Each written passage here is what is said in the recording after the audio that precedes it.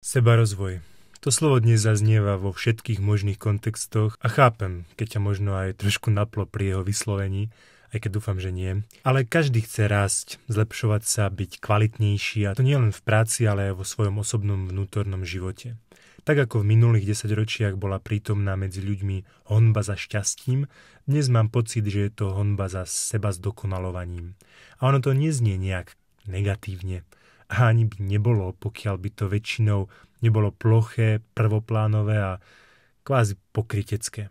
Sebarozvoj sa totiž často scvrkáva na produkty, kurzy, knihy, citáty na Instagrame, ktoré síce dobre vyzerajú, ale malokedy idú do hĺbky. Namiesto hlbokého poznania seba samého sa často stretávame len s optimalizáciou výkonu, budovaním lepšej verzie seba, bez otázky prečo a na čo vlastne. Čo je dosť zásadná otázka, keď si tak zoberieš. Nie je na tom nič zlé, že chceme rásť. A verím, že rast je prostriedkom práve, že ako žiť naplňujúci a zmysluplný život. Ale skutočný sebarozvoj je aj o konfrontácii s tým, čo je nepríjemné. O ochote zastaviť sa a priznať si veci, ktoré sa nedajú zmeniť za 3 kroky, alebo s nejakým super návodom, ani vyriešiť pozitívnym myslením. Je to cesta, ktorá nie je vždy líniou neustále, ako keby, ktorá ide hore, neustáleho rastu. Niekedy je to stagnácia, regres, únava, pochybnosti. A práve to sú tie momenty, kedy vlastne rastie naša hĺbka. Inak rastie hĺbka je podľa mňa skvelý oxymoron. Skutočný sebarozvoj je viac o úprimnosti a čelení realite, než o honbe za dokonalosťou. Menej o success stories a viac o autentickom vzťahu k sebe samému. O rešpekte k vlastnému tempu, o zvedavosti na svoje možno, že podvrátené stránky, o takom tom tichu medzi dvoma myšlienkami. Aj o tom bude táto epizóda a zároveň taký malý manifest k môjmu novému projektu, ktorý nájdeš na platforme Hero Hero cez link v popise epizódy.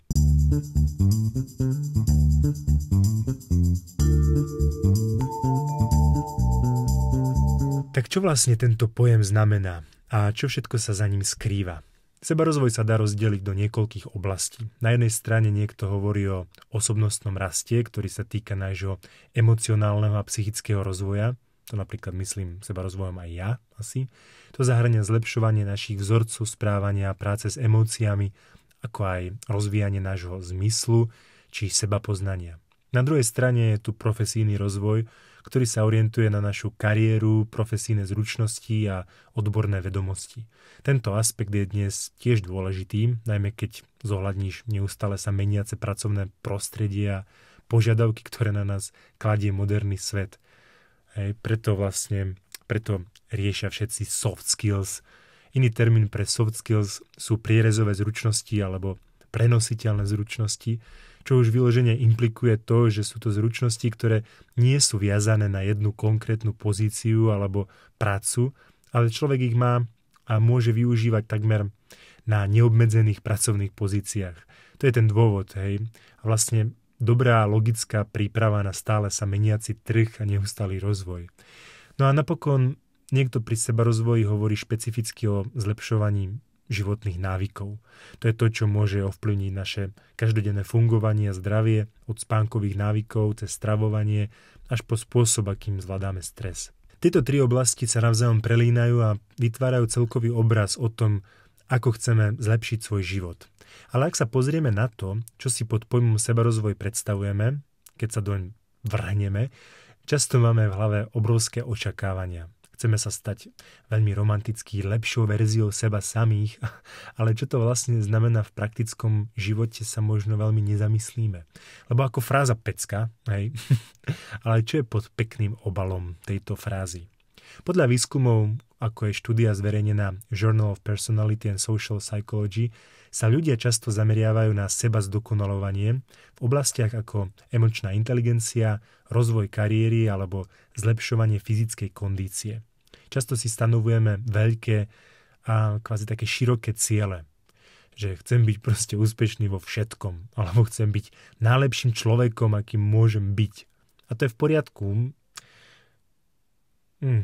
Neviem, či to je v poriadku, lebo tieto ciele sú brutálne nejasné a náročné na splnenie. Výskum ukazuje, že úspešný sebarozvoj sa vyznačuje skôr jasným a špecifickým plánovaním a schopnosťou prijať malé zmeny, maličké zmeny, ktoré sú realizovateľné v každodennom živote. A teraz prichádza to celkom zaujímavé. Dôležitosť sebarozvoja v dnešnej spoločnosti. V dobe, kedy sa zdá, že každý druhý človek má nejaký plán na to, ako sa stať najlepšou verziou seba samého, je stále častejšie vidieť, že naše očakávania sú neprimerane vysoké.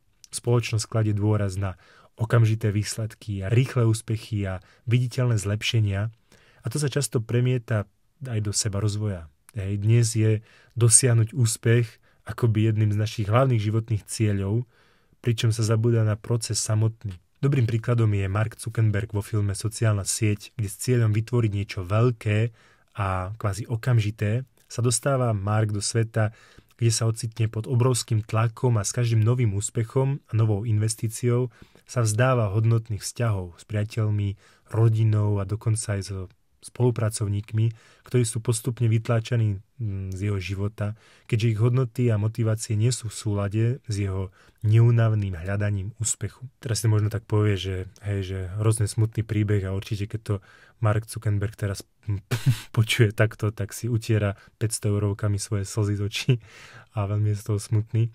Ale reálne mnoho ľudí sa v rámci sebarozvoja zameriava na to, čo je najviditeľnejšie, ako je napríklad dosahovanie finančného úspechu alebo zlepšovanie vzhľadu, ale často prehliadame dôležité, no menej sexy aspekty, ako je emočná stabilita, duševné zdravie alebo zlepšovanie vzorcov správania. Výskumy v oblasti psychológie, ako napríklad štúdie od Carol Dweckowej, ukazujú, že rýchle výsledky môžu byť mätúce v dlhodobom horizonte a v tomto horizonte nie sú udržateľné. Dwecková, známa svojou prácou o rastovom mindsete, tvrdí, že skutočný úspech prichádza s prístupom, ktorý si cení ako keby proces učenia a nie len okamžité výsledky.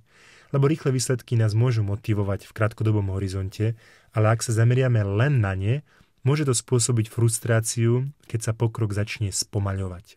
V skutočnosti je dôležité pochopiť, že sebarozvoj nie je jednorazový proces, proste nie je to nejaká super tabletka, ktorú človek si dá a pohoda. Ide o cestu, ktorá si vyžaduje trpezlivosť, nejakú sebareflexiu a neustály proces učenia sa.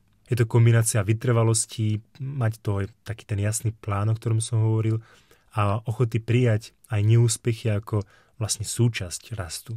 Lebo bez toho sa nám po pár mesiacoch bude javiť, že sa nám už nechce, že výsledky nie sú také, ako sme si predstavovali a zrazu sa celý proces sebarozvoja bude zdať vlastne nemožný pomaly, alebo strašne náročný, alebo oveľa náročnejší, ako sme si pôvodne mysleli. No ale prečo sa to deje? Je to nejaká univerzálna zákernosť vesmíru, alebo len proste nejaká prirodzenosť ľudskej mysle? To je také, nie? Teraz určite vôbec nevieš, ktoré z toho.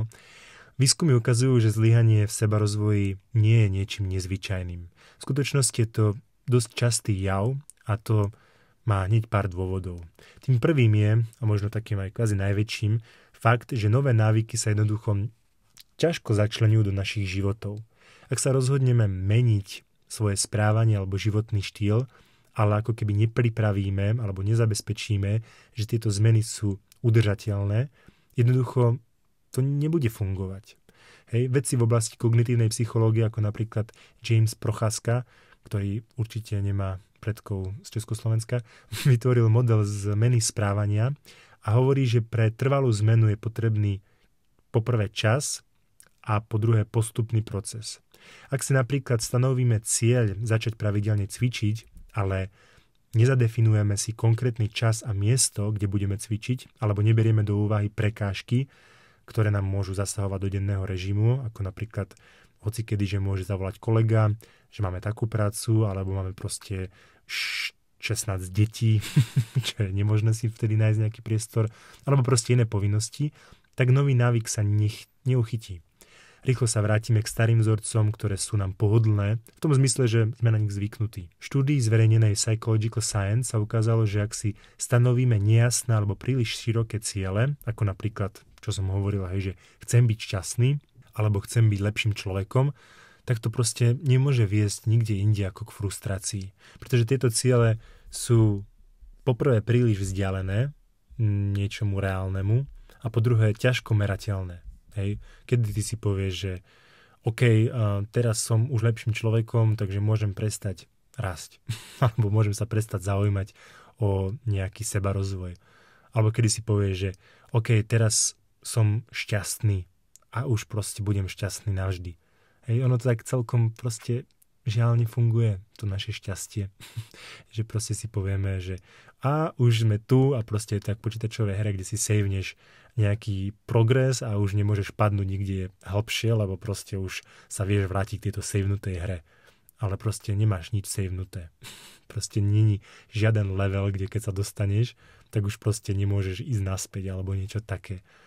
Je to o neustálej vlastne práci na sebe a o neustálom raste. Hej, lebo tento typ také ambiciozne, ale nešpecifické motivácie vyložene môže zabiť náš pokus o zmenu už v úplnom zárodku. Naopak, konkrétne dosiahnuteľné ciele, ktoré rozdelíme na menšie kroky, sú oveľa efektívnejšie, pretože nám poskytnú jasnú cestu, na ktorej môžeme pravidelne sledovať pokrok. Navyše, ako ukazujú výskumy, keď si nastavíme realistické ciele, je pravdepodobnejšie, že sa nám ich aj podarí dosiahnuť. Tieto malé víťazstva vlastne ti umožnia cítiť sa motivovanie a pokračovať s motiváciou namiesto toho, aby si sa vzdal hneď na začiatku. Ďalším častým dôvodom, prečo sebarozvoj zlyháva, je nedostatok motivácie alebo podpory. Výskumy ukazujú, že trvalá zmena si vyžaduje nielen tú vnútornú motiváciu, ktorá je viac menej taká kľúčová, ale aj vonkajšie podnety a podporu. Hej, proste my nie sme ľudia, vlci samotári, ktorí fakt nepotrebujú nikoho. To je proste presne ten hyper-independence, čo bol v predchádzajúcej epizóde. Jednoducho, aj v štúdii, ktorá sa zaoberala dlhodobými cieľmi a zmenou správania, tak vedci zistili, že sociálna podpora, a to je už jedno proste, či od priateľov, rodiny alebo kolegov, tak hrá kľúčovú úlohu v udržaní motivácie. Hej? Ak sa napríklad rozhodneš začať cvičiť, ale nemáš nikoho, kto by ťa pozbudil, alebo s kým by si mohol ísť cvičiť, proste sparring partner, ako sme to volali keď sme mali 16 rokov a chodili sme do takej starej posilovni v pivnici, v bloku, tak pravdepodobnosť, že sa ti podarí udržať ten nový návyk, vlastne klesá. Je to ako keď sa rozhodneš byť vegetariánom, ale každý víkend ideš na rodinný obed, kde je furt proste kuráci vývar a ja neviem, čo máte, kurčas alebo rezne. Hej, proste je to náročnejšie, ak sa stretávaš s takýmito podmienkami zo strany svojho okolia. Ale čo keď sa spoliehame teda len na tie vonkajšie motivátory, napríklad na odmenu alebo na uznanie od ostatných?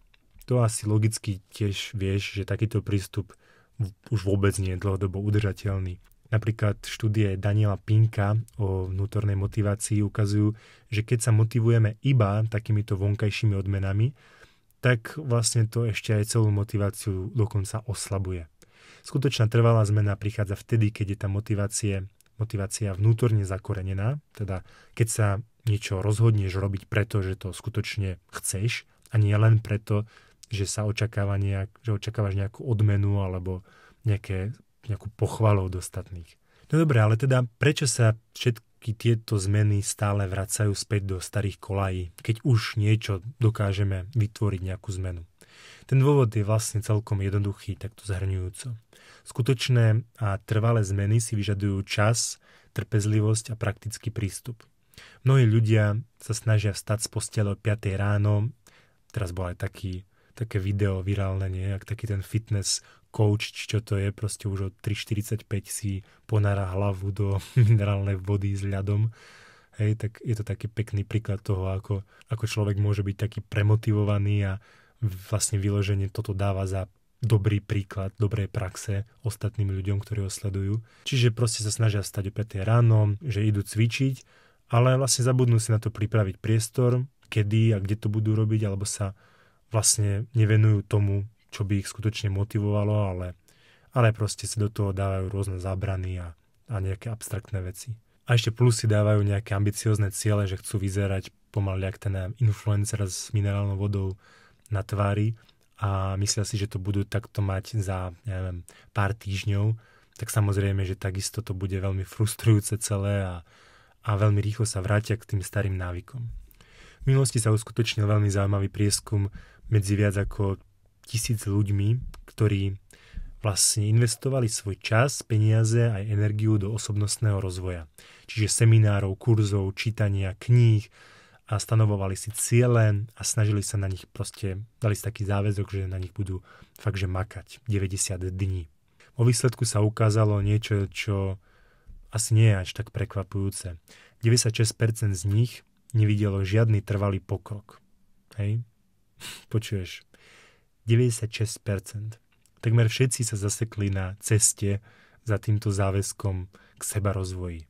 Hej? Naša osobnosť je podobne rôznorodá ako naše tela.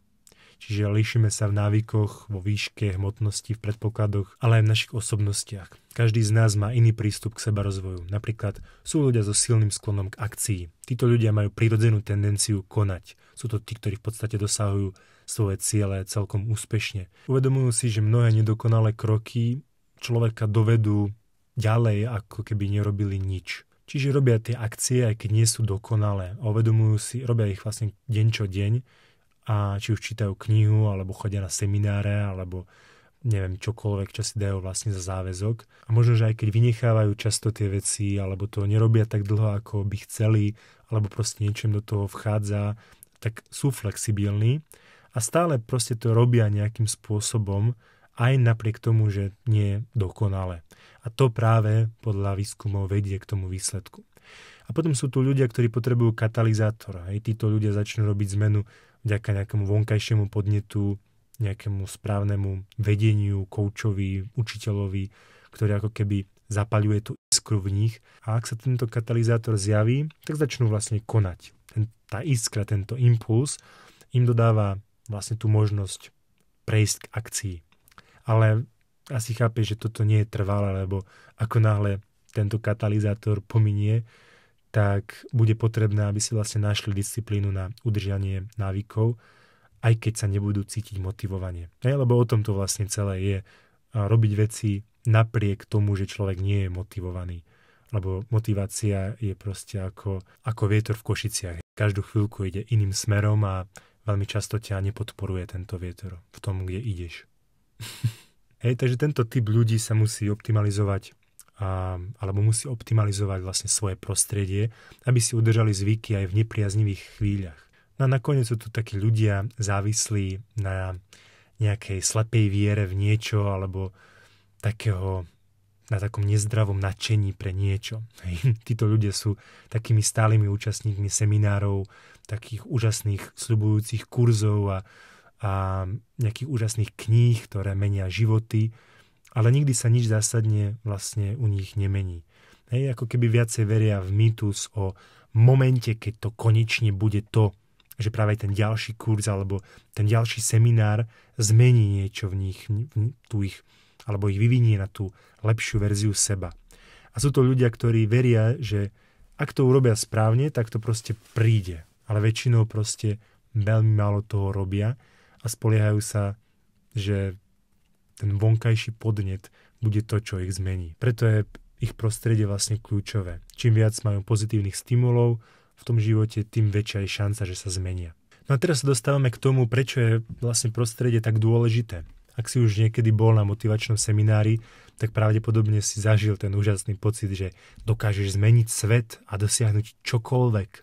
A na začiatku sa cítiš ako nový človek. Ale čo sa stane po niekoľkých dňoch? Motivácia tak jemne vymizne a ty sa vrátiš do svojej normálnej rutiny. A ten dôvod je jednoduchý. Pri seminároch si obklopený silnou podporou, stimulmi a pozitívnou energiou, ale po návrate do bežného života sa tvoje prostredie vlastne stáva v tomto kontexte tvojim nepriateľom. Hej? Lebo prostredie na takých seminároch je proste, dobre poviem to, proste fake. Pozri si semináre Tonyho Robbinsa. Hej, proste to je taká modla sebarozvoja v USA. To je fake. Môžeš tam zažiť super vhľad, hej, lebo Tony Robbins je skvelý rečník a často je naozaj inšpiratívny. Hej, on proste nie je podľa mňa nejaký podvodník. ale celé je to fake v zmysle tom, že je to divadlo. V takom prostredí je veľmi ľahké cítiť sa ako iný človek. Prostredie je totiž často silnejšie ako vôľa. Ak tvoje okolie nie je podporujúce, ak máš príliš veľa rozptýlení, tak motivácia sa začne rýchlo vytrácať. Ak chceš zmenu, je dôležité, ak sa to samozrejme dá, upratať si svoje prostredie. Aj keď nemáš veľa možností, vždy je niečo minimálne, čo môžeš urobiť tak, aby tvoje prostredie aspoň trošku viac vyhovovalo zmenám, ktoré chceš robiť.